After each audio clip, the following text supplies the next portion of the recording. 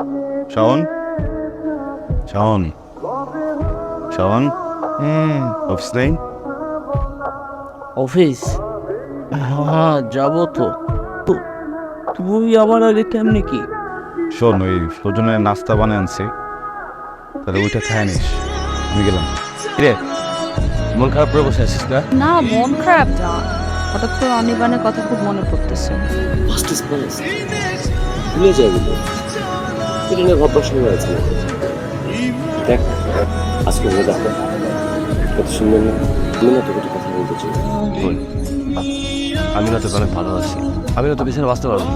কি বুঝি দেখ মানে সমস্যা কি বলতো, মানে ফ্রেন্ডকে ফ্রেন্ড হিসেবে ধরতে পারিস না?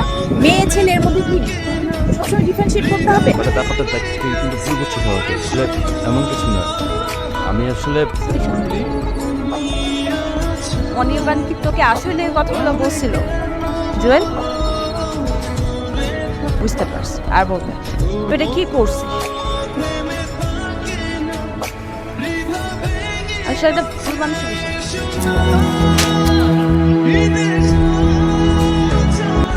হারিয়ে ফেলতে চাইনি তোমাকে, তবে ধরে রাখার সাধ্য হচ্ছিল না, কারণ ভালোবাসি। না বলেও যতটুকু ভালোবাসা ফেলে গিয়েছিলে আমার কাছে তাও বা কম কিসে। কোন মুখে সামনে আসবো? অমায় সুন্দর মুখে।